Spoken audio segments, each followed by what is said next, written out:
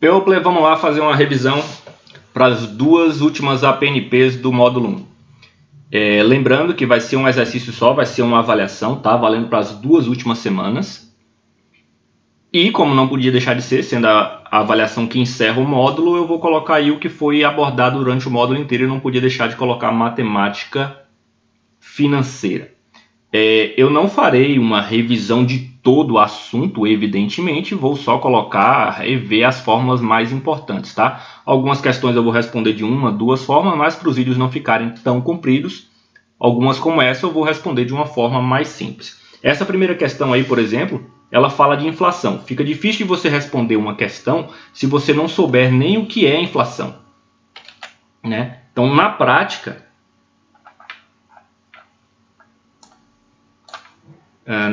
vamos dizer assim, pelo menos de forma resumida, inflação é aumento generalizado de preços, tá? Então é como se, né, algo que custava R$100 em um ano, né, passasse a custar, depois desse 25% de inflação, ele passasse a custar R$125, certo? Teve um aumento, a inflação foi de 25%, então, digamos assim, as coisas aumentaram em 25% os seus preços.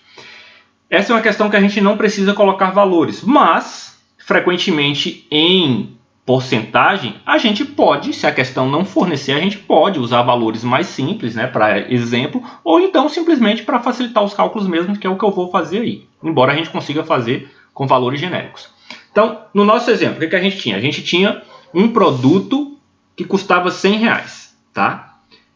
Se a inflação for de 25%, significa que no ano seguinte, por exemplo, ele não falou o prazo aí, né? Em período em que falou um período qualquer, mas, por exemplo, vamos dizer aí que foi um ano. No ano seguinte ele passou a custar 125, né? 25% a mais. Mas qual é o poder, a perda do poder aquisitivo da moeda? A inflação foi de 25%, mas não significa que a moeda vai perder 25% do poder. A gente vê isso aqui da seguinte forma, olha só, como eu disse, é um exemplo numérico.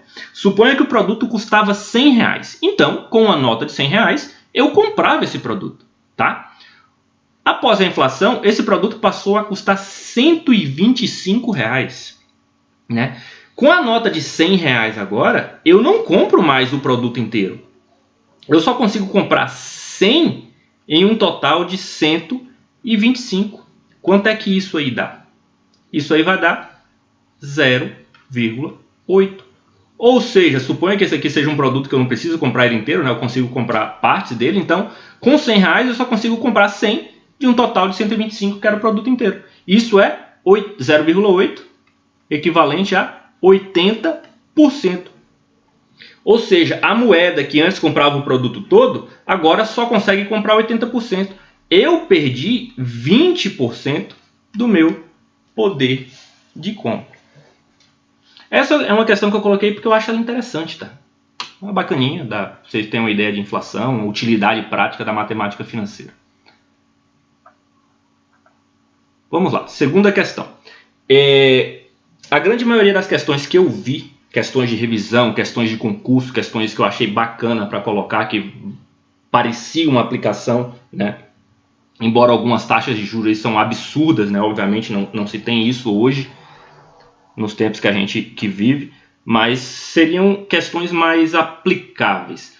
Infelizmente, a grande maioria das questões de vestibular, elas costumam trazer principalmente juros simples. E aí, quando vem os juros compostos, tem isso aí como eu falei, ó, vem uma aproximação, utilize um dado, tá? E aí eu foquei mais em matemática financeira composta. Deixei claro algumas questões de juros simples mais para o final. Nessa aí, a gente tem a ideia de logaritmo. Não vai ser uma questão difícil, mas é uma questão interessante. E como eu disse, ó, questão de concurso, de faculdade, etc. E ela traz uma tabela para você usar os valores. Vamos à questão. Uma aplicação financeira rende juros de 10% ao ano, compostos anualmente. Está aí a tabela, né? Utilizando para os cálculos as aproximações fornecidas na tabela, pode-se afirmar que uma aplicação de R$1.000 seria resgatada num montante de 1 milhão após. E aí ele quer saber o tempo. Vamos revisar um pouquinho aqui de matemática financeira. Vocês têm principalmente, claro que tem muitas coisas que a gente não viu, a gente tem principalmente a ideia de montante. O que é um montante? eu aplico um capital, né? Vamos dizer assim, eu empresto. Pode ser que eu pegue emprestado, mas na ideia aqui eu vou emprestar um capital. E para emprestar esse capital, eu vou cobrar uns juros, certo? O montante, o que é o montante? É o quanto eu vou resgatar. Então, apliquei lá no banco um capital, né? Emprestei esse dinheiro para o banco. Ele vai me pagar uns juros para ficar com o meu dinheiro emprestado. E depois de um tempo, eu vou resgatar um montante. O que é o montante? O capital que eu tinha inicialmente, mais os juros. Em juros simples, esse montante fica da seguinte forma. O montante é igual ao capital inicial mais, né, os juros. Como é que eu calculo os juros? Eu calculo os juros multiplicando o capital pela taxa, cuidado com a unidade de tempo da taxa, né, vezes o tempo, que tem que estar na mesma unidade da taxa. Pronto. E a gente viu que a gente consegue resumir essa fórmula para isso aqui, ó. Primeiro eu quero que vocês prestem atenção nisso aqui, que eu consigo calcular em juros simples. É muito tranquilo quando eu preciso calcular só os juros. Eu posso pegar só essa parte da fórmula, tá? Mas se eu quiser fazer uma fórmula mais resumida, eu consigo colocar esse capital em evidência e aí a fórmula fica com essa cara aqui, ó. Em juros simples, taxa vezes o tempo. Em juros compostos, né, a gente tem, na verdade, uma progressão geométrica. E o montante é o quê? A mesma ideia, o capital inicial mais os juros. Como é que eu calculo o montante em juros compostos? Vai ser o capital vezes 1 mais a taxa, só que isto aqui, tudo, entre parênteses, está elevado ao período. De quanto tempo? Então, juros compostos, essa é a fórmula do montante, né? E aqui, juros simples, que a gente não vai usar agora, né? Essa é a fórmula do montante em juros simples. Então, tá aí nossa revisão de matemática financeira, pelo menos o principal. Vamos resolver esta questão aí, ó. Uma aplicação financeira rende juros de 10% ao ano. Nossa taxa é de 10% ao ano, tá? Não esquece que 10% eu posso escrever 10% desta forma aqui, ó, 0,1. Cuidado para você não colocar a taxa da maneira errada. E ele quer saber, se eu aplicar R$1.000, né? Como é que eu vou calcular o montante? É o capital vezes 1 mais a taxa, que eu vou colocar na forma decimal, tá? Eu podia escrever 10%, mas eu vou escrever 0,1. Já vou colocar na forma decimal. Elevado ao tempo. Que tempo é esse? Eu não sei, é justamente o que ele está me perguntando. Quanto tempo vai levar para eu conseguir aplicar esses R$1.000 nessa taxa e resgatar 1 milhão. Ok? Então, eu vou isolar. O que eu preciso isolar? Eu preciso isolar o tempo. Vamos fazer as contas então. Eita.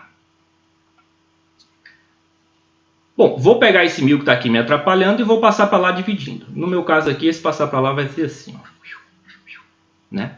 Pronto. Veja só o que sobrou aqui, ó. 1 mais 0,1, 1,1 elevado a t é igual a 1.000. Bom, eu tenho um expoente aqui que é o que eu quero isolar. O que me permite fazer isso? A aplicação das propriedades de logaritmo. Então eu vou aplicar log. Aqui eu não vou aplicar ln, não vou aplicar na base 2. Por que eu não vou aplicar na base 2? Porque a questão me ofereceu logaritmo na base 10 aqui, ó, me ofereceu log. Então eu vou aplicar o que a questão está me oferecendo. O que essa tabela está dizendo? Que log de 2, ou seja, log de 2, ele mandou aproximar para 0,3. Log de 5 ele mandou aproximar para 0,7. Quando x é 2, quando x é 5, quando x é 11. E ele disse para você que quando log de 11 é 1,04. Tá? E aí você não está vendo nem 2, nem 5, nem 11 ali, né? Vamos lá, vamos aplicar o logaritmo aqui. Log disso tudo aqui tem que ser igual. Lembrando, estou aplicando logaritmo, mas sou obrigado a aplicar o logaritmo em tudo. Ou seja, tem que ser log de 1,1 elevado a t tem que ser igual a log de 1.000. Né? Qual a ideia de logaritmo? Aí eu não vou poder fazer a revisão de logaritmo de novo. A ideia de logaritmo aqui, ó, esse log aí que a gente não precisa escrever, significa que eu tenho log de 1000 na base 10. Quanto é que dá isso? Quanto é que dá isso? Esse resultado que eu quero descobrir aqui, ó, significa que eu vou pegar a base do logaritmo, que aqui não precisa escrever quando eu escrevo dessa forma. 10 elevado a x dá 1000. 10 elevado a quanto dá 1000? O que é 1000? 1000 é 10 elevado a 3. Ou seja, se eu pegar 10 elevado a 3, eu vou ter ali o logaritmando que eu quero. Certo? Então aqui, quando eu resolvo isso aqui, eu já tenho o resultado. Tá? Aqui eu vou simplificar, porque quando eu tenho o logaritmo de uma potência, eu posso pegar esse expoente e passar multiplicando aqui. Então vai ficar, ó, t vezes log de 1,1. Correto? Bom, aí começa a nossa dificuldade. Ele aproximou para vocês log de 1, log de 2, log de 5 e log de 11.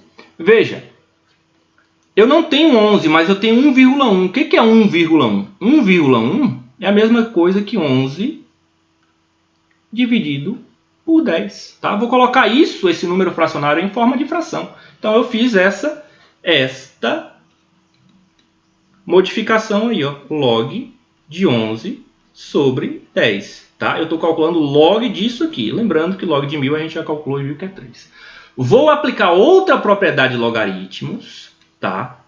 Quando eu tenho logaritmo de uma divisão, eu posso fazer log do primeiro, né, do numerador, menos log do denominador.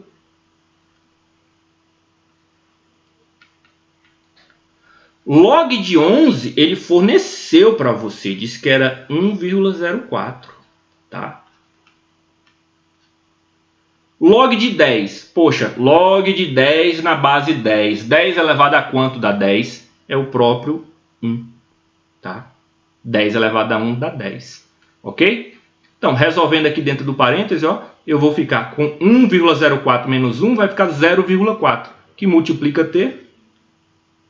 Opa, 0,04, que multiplica t, né? Isto é igual a 3. Quanto é o t? O t vai ser 3 dividido por 0,04. Quanto é que dá isso? 3 dividido por 0,04.